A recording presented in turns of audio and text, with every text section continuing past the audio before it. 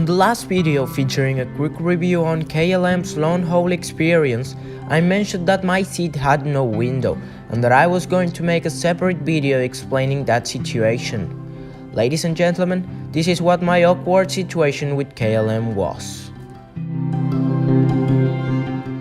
So as to put the situation in context, we bought the tickets for this flight with about 5 months of anticipation.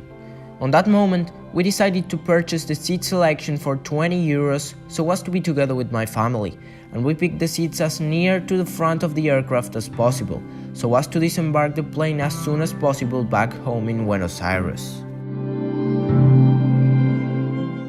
Some time passed until probably 1 month after the reservation, when I realized by searching at Seat Guru that the seat that I had reserved for that flight was supposed to have no window.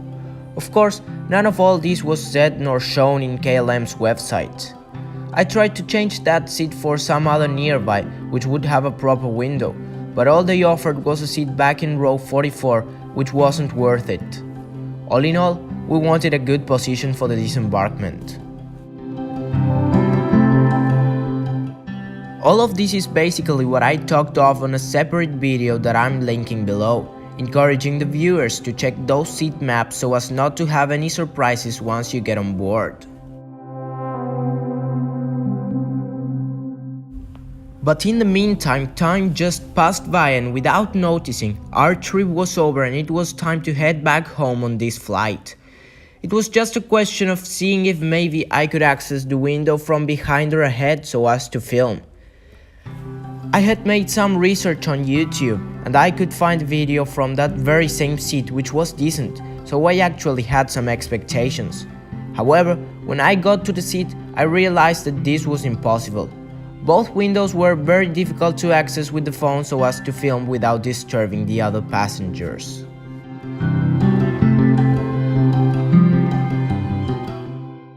I did all I could to get some decent footage, though it resulted in being quite bad.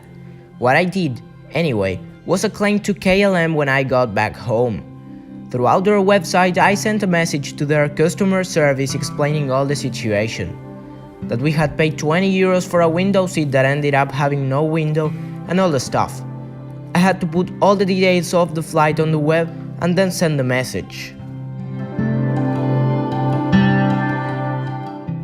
A couple of hours later, I received an answer. Actually, I wasn't expecting much, as I was just expressing my non-conformity with the experience and was trying to let them know that those details should be included on their website.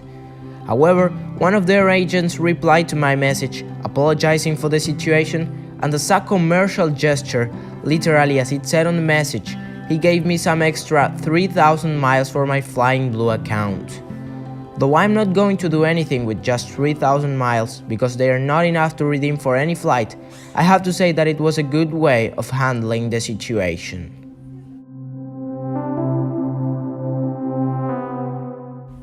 I have to admit that it was very frustrating when I realized about this, and then noticing that it was actually impossible to film.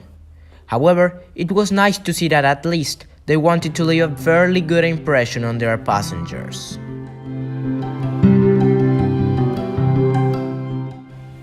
This is the end of the video, letting you know about my awkward experience with KLM. Hopefully this never happens to you. Hope that you have enjoyed this video and see you in the next couple of days for a whole new one. On to the next one.